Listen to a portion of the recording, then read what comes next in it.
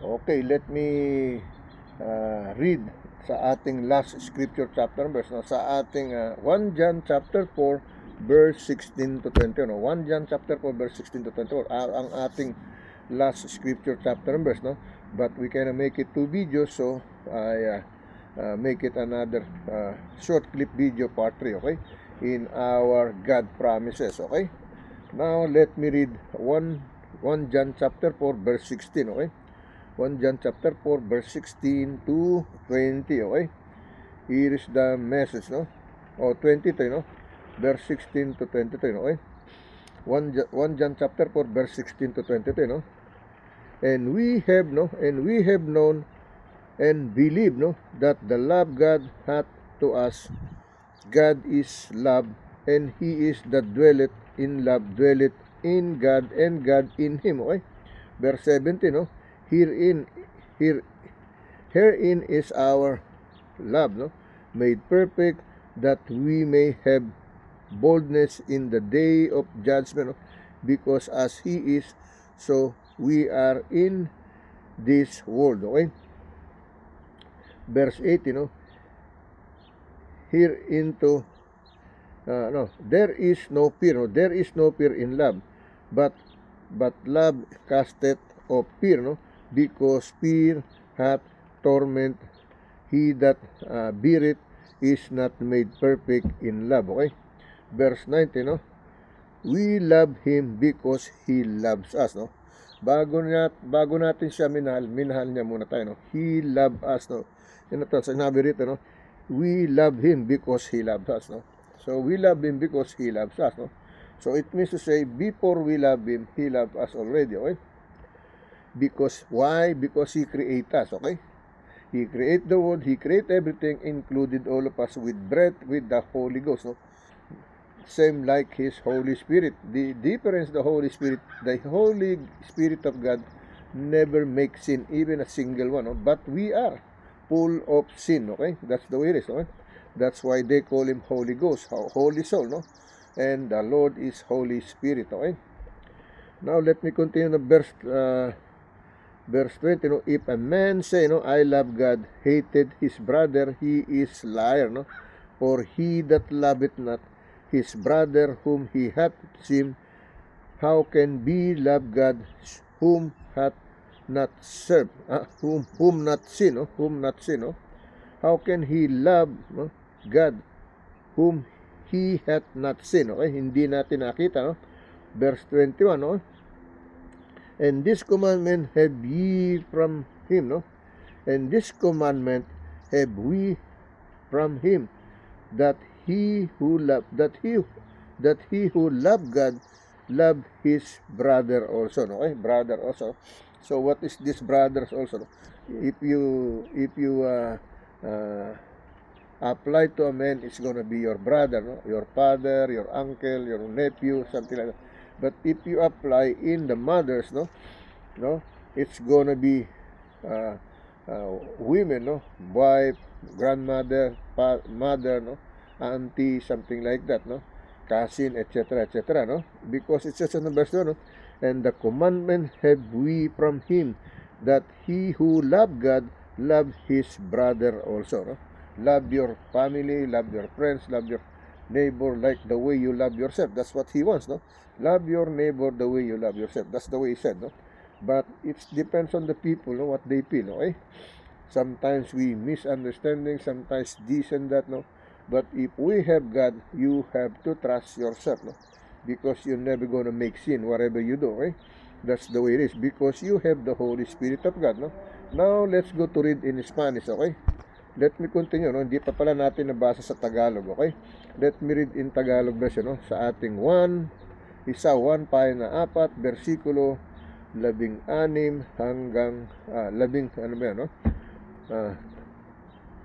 16 to 21, no? 16 to 21, no? Sa ating 1 pahina 4, versikulo 16 hanggang 21, okay? Ito sa Tagalog version, no? At ating nakilala ang ating sinampalatayanan at pag-ibig ng Diyos sa atin, at ang Diyos ay pag-ibig, at ang nanana sa pag-ibig ay nanana sa Diyos, no? at ang Diyos ay nananahan sa kanya. Okay? Versikulo 27, no? Dito'y naging sakdal ang pag-ibig sa atin upang tayo'y magkaroon ng pagkakatiwala sa araw ng paghuhukom, no? Sapagkat kung ano siya ay gayon din naman tayo, no? Sa sanlibutan ito. Okay? Versikulo 18, no? Walang takot na pag-ibig, kundi ang sakdal na pag-ibig, no? At ang nagpapalayas ng takot, no? Sapagkat ang takot ay may kaparusahan at ang natatakot ay hindi pa pinasasakdal sa pag-ibig, no? Versikulo 19, no? Tayo'y nagsisiibig sapagkat siya'y unang umibig sa atin, no? This is what I'm trying to tell you before, no? It says here, no? We love Him because He loved us, no? It says on Tagalog, no? Tayo'y nagsisiibig sapagkat siya'y unang umibig sa atin, no? He first loved us before we love Him, no? Okay, versikulo 20, kung sinasabi ng sino man ako'y umiibig sa Diyos ay napupuot sa kaniyang kapatid ay hindi sinungaling, no? Sapagkat ang hindi umiibig sa kaniyang kapatid na kaniyang nakita ay paanong makaiibig siya sa Diyos na hindi niya nakita. Okay? How can you prove it to the Lord God that you love Him, no? No, that you never even see Him, it means to say, no? And then you're gonna say, I love Christ, and but you have hated in your family one of your members, no? So how come you gonna prove it to God that you love Him? You hated your neighbor, you hated your co-workers, etc., no? Alright, so you cannot prove to God that you love Him, no? Because it said, before you say you love me, you have to love your brother and sister, mother, uncle, auntie, nephew, etc., no? That's the way God wants you to do, no? Show your love for one another before you said to the Lord, I love you, no? Before you prove it to Him, okay? But it's easy to prove it to them, no?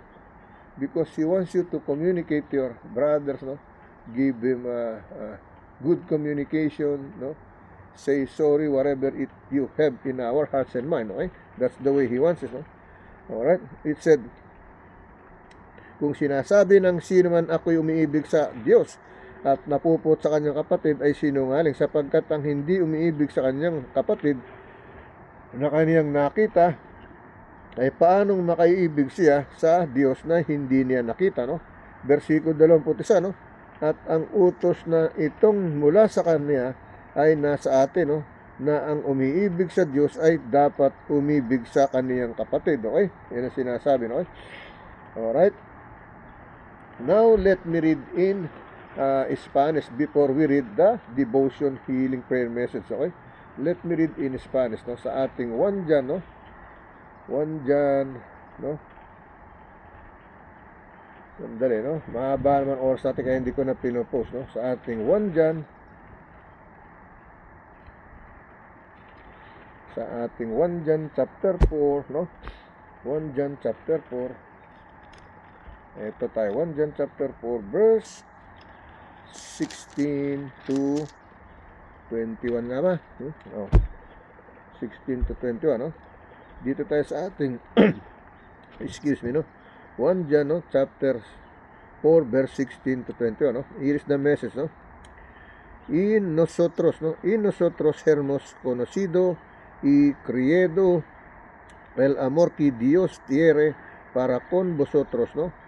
Para con nosotros. Dios es amor y Él permanece en amor, permanece en Dios y Dios en Él, ¿ok? Versículo 17, ¿no? En esto sí ha perfeccionado el amor en nosotros para que tengamos confianza en el día de juicio, pues como Él es, así somos nosotros, es este mundo, ¿no? Versículo 18, ¿no? En el amor no hay temor, sino que el perfecto amor echa fuera el temor, porque el temor lleva en sí castigo, de donde el que teme no ha sido perfeccionado en el amor, ¿ok? Versículo 19, ¿no? nosotros di amamos a Él porque Él nos amó primero, okay? It said, we love Him because He first loved us, okay? Sabi sa atin, nosotros la amamos en Él porque Él nos amó primero. Versículo 20, ¿no?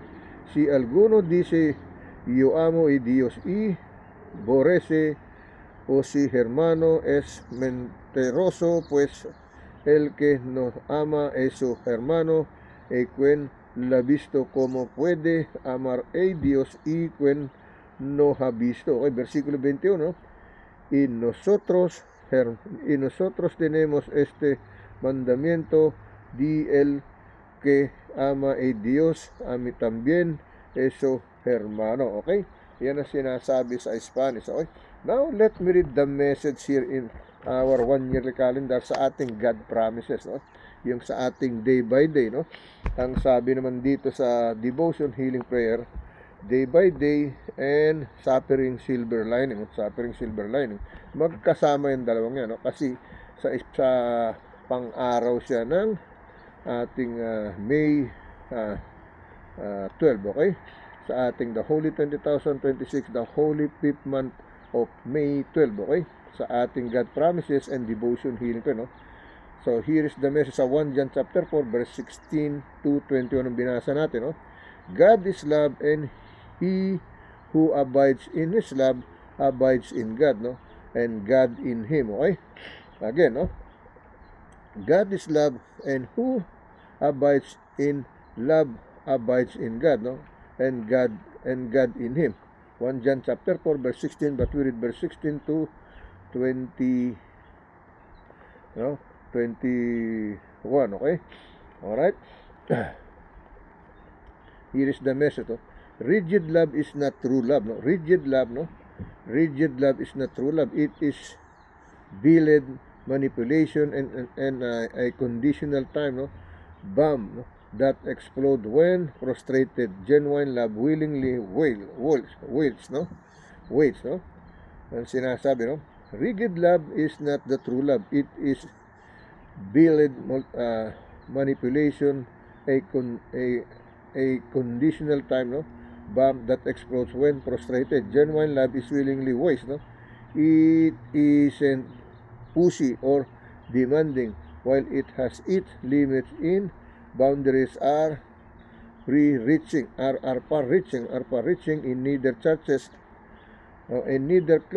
nor clings, no?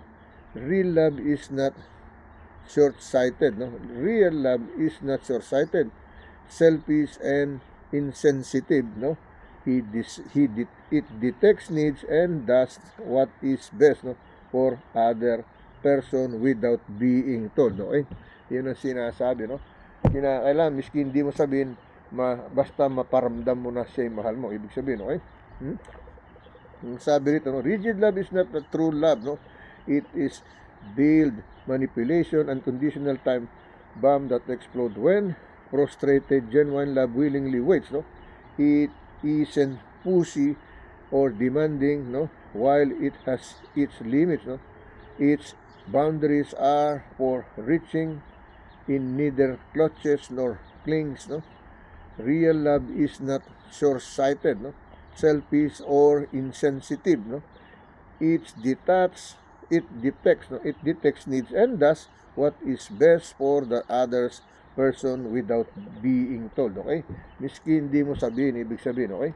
Now, let me say a closing prayer to each and everyone. Sa kabuuan ng ating devotion, healing prayer with Jesus calling, with the promised blessing sa ating the Holy 2026, no? The Holy 5th month of the year, May 12, okay?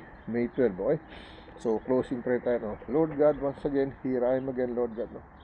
To say thank you for you, to guide me, to be with me, to speak by yourself, not only because of me, but because of your Holy Spirit, no? To spread your holy message, good news, gospel word from the holy sacrament of book of Bible, to guide us, no? To remind us to save our Holy Ghost, no? Not to make sin, but to be avoid sins, Lord God. In your holy mighty name, the unlimitless love, no? The holy holiness love, Lord God, with your all blessing and grace and mercy, no? And power and glory, Lord God. be upon us all over me and my family, heart relatives and friends. Lord, I include each and every one, all kind of nationality, all kind of religion, all kind of citizen, whether they are good or bad, from president to the lower civilian person, from rich to the poor. I include each and every one in this daily bread with devotion, healing prayer, with Jesus calling, with the promised blessing, my general compassionate service dedicated to you, and at the same time dedicated to all those people who's been watching you, not me but you. Not me but you. Your will be done, Lord God. May you guide us, protect us, make us safe, healthy, strong with all our loved ones. Please grant us all our best wishes from the successful of all goodness against to this evilness, evil power, evil behavior, hatred, envy, strife, everything that it could make sin, Lord God. Take away from our mind and soul, with our Holy Spirit. Use our body as your temple, as your church, as the glorious, precious Word of God, as a storehouse, our body as your house. Lord, may you guide us in the right path, the right destiny, in the way, the truth, and the life. Just to be there in your Father's house with you as a Son Jesus, our Savior, to guide us in our salvation with your Holy Spirit in truly one God. Amen and amen. Okay? Yan po ang ating kabuuan ng ating prayer. Okay? Lord, once again, protect my country, Philippines. Whatever it happens over there, Lord, I know you are working, you are watching, Lord. You may do everything right, Lord. May your will be done, in your righteousness, in your gloriousness, Lord. With your power, no one can beat your power, Lord. When this evil side or the ungodly side with godly side, Lord, you're always in to defeat the evil side, Lord. May your will be done, according to your will, to protect our country, protect the president, protect the ex-president, protect all the senators and the congressman, mayor, and governor, etc., etc. All the workers in the government, all the civilian person, Lord God, all the one who works in the military service, Lord God, all over, all of us, Lord God, in the 3 regions of the Philippines, Lord God. Lord, may you protect my country, Philippines, same like America, with our President Donald J. Trump, to fulfill, to spread the Christianity life all over in the world, Lord God, to help other country like brother and sister. In your holy, mighty name, Jesus, amen and amen. May your grace and peace and blessing and love with protection and provision be upon all of us in our everyday life of living. In your holy, mighty power, in your name, Jesus, that we always call and pray and praise and pray. Amen and amen. Okay? Lord, healing prayer for all in the victim of wars in the middle of war. May you protect them, may you guide them, give them peace, and temporary shelter, money, needs, clothes that they need, Lord God. In your holy, mighty, working power, Lord God. To you, there's nothing toward for you. To you, there's nothing impossible to happen when you do your will. Not only our will, but your will be done. In your holy, mighty name, power, in Jesus' name that we always call and pray. Amen, amen. Okay? So, kamusta po sa inyo lahat, Kay Tatay Pagtalunan, kay Tatay Bishop Reverend Pagtalunan, kay Nanay Pastora Mabit Pagtalunan, sa ating mga kapuso, kapamilya, sa ating mga kamag-anak sa magkabilang panig, sa Briones, sa my mother side, sa my father side, Mauricio side, and of course, sa aking may in-laws, Magsino and Luistro, and to all the families been connected in me, family, heart, relatives, and friends, all over in the 3 regions of the Philippines, Luzon, Visayas, at Mindanao, all kind of nationality, all kind of religion. You are all included, Same like America, China, Japan, Korea, Thailand, Korea, Thailand, Singapore, Saudi Arabia, Dubai, and Malaysia, Indonesia, what else, the other country, Brazil, no, Italy, Australia, no, and other country, no, etc., etc., no, all over the world, worldwide, no. May the God's love be upon us, no, to be our shield of the earth, no, and all of us here in the top of the place of the circle of the soul. Okay? So, sa Dutosme brother, kamusta po sa inyo lahat, no? Kay Pastor Bishop Derry Dutosme, kay Pastor Derry Dutosme, Pastor Anton Dutosme, South Korea, Pastor Robert Dutosme, Pastor Roberto Banbanama, Pastor Poli Vargas, Pastor Bigitase, Pastor Edgar Gayuna, and Pastor etc. etc. no? Sa Hamsi, no? Kay Pastor Rena Salidi Paral, kay Pastor Rena Salidi Pulido, kay Pastor Lely Campana, no? Si ating preacher Mylene Labastida, no? Sa accounting ng Hamsi Hampa, no? May you help this congregation if you want to help, if you are there, no? And of course sa Evangelist Yuib, no, sa Pakistan, Lahore, no, ki Evangelist Yuib, no, sa Evangelist Yuib, no, may you please send them help to them, no, and I'm trying to we will message you later, no. There is some congregation, they asking me a Bible, no, and then I will tell your name. If you can do some help to give a Bible, please do so, no.